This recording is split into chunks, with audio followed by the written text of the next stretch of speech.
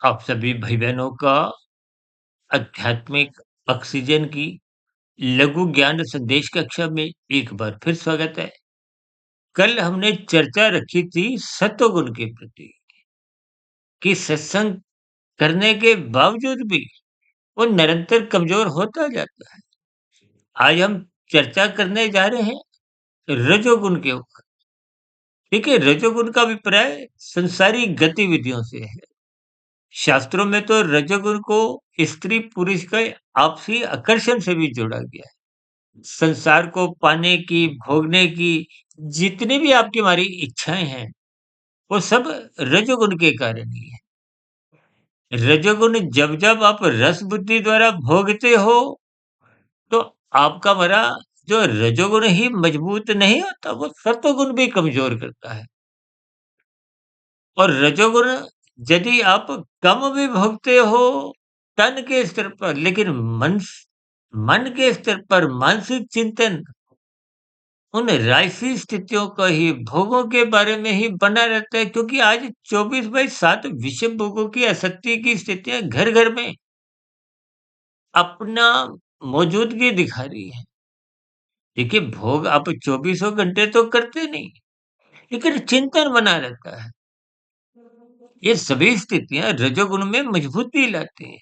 और जब जब रजोगुण मजबूत होता है, वो सतोगुण को कमजोर करती है या कहीं कहीं समाप्त भी करती है। देखिए, ये सभी स्थितियाँ आरंभिक स्तर पर मनुष्य को ऊपरी-ऊपरी स्तर पर उतनी समझ नहीं आती। लेकिन इन सभी स्थितियों पर जब आप गहन चिंतन करोगे, क्योंकि रजोगुण को इसीलिए शास्त्र बार-बार कहते हैं, इसकी उपेक्षा करो।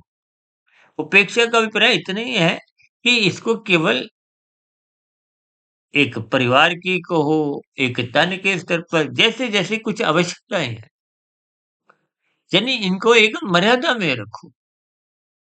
जब-जब ये रजोगुण अमर्यादित होता है, तो फिर ये निश्चित रूप से आज नहीं तो कल, कल नहीं तो परसों, ये फिर सतोगुण में जाने से तो रोक ही देगा। और दूसरी विशेष बात, ये बढ़ा हुआ रजोगुण आपको तमोगुण में गिराएगा।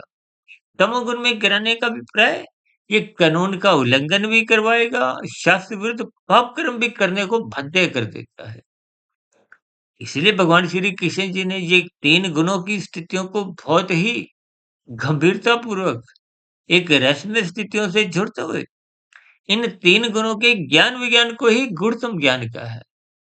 इसलिए शास्त्र बार-बार कहते हैं, रजोगुण की उपेक्षा करो। उपेक्षा होने से ही आपका हमारा जो सत्वगुण भी कहीं-कहीं जो पहले कमज़ोर हो जाता था करने के बाद भी, उसमें कमज़ोरी थी नहीं और रजोगुण बिगड़ता नहीं। देखिए, ये सभी 3 गुणों की जो स्थितियाँ हैं, बार-बार कहीं न कहीं आपको कुछ भ्रम में भी डाल देती है। क्योंकि ये 3 गुणों की स्थितियाँ ही कुछ ऐसी हैं। इसलिए इन 3 गुणों को तर्कपूर्वक बार-बार समझते रहिए। देखिए, हमने तो पिछले 6 वर्षों से जो लगभग 3200 वीडियो आज तक प्रसारित किए, वो सभी की सभी प्रकृति के 3 गुणों पे ही आधारित है। इसलिए हम बार-बार आप भाई-बहनों से विनती करते हैं कि गीता का 13वां-14वां अध्याय बार-बार पढ़ो। इन 3 गुणों की स्थितियों को मनुष्य जितना गहरे तल पर पकड़ लेता है, तो फिर वो संसारी स्थितियों में उलझता नहीं है।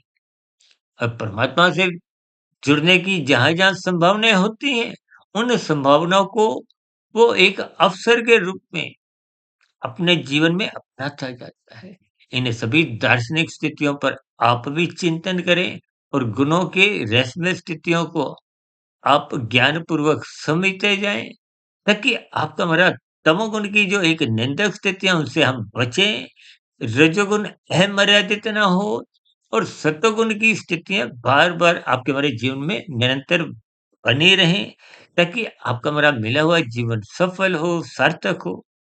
इन्हीं शुभकामनाओं के साथ चर्चा विशेष को यहीं विश्राम देते हैं। कल की आध्यात्मिक ऑक्सीजन लघु ज्ञान संदेश कक्षा में तमोगुण के ऊपर चर्चा रखेंगे। तब तक सुधीर भाटिया फ़कीर को इजाज़त दें। वीडियो विशेष को ध्यानपूर्वक सुनने के लिए आप सभी भाई-बहनों का बहुत-बहुत धन्यवाद।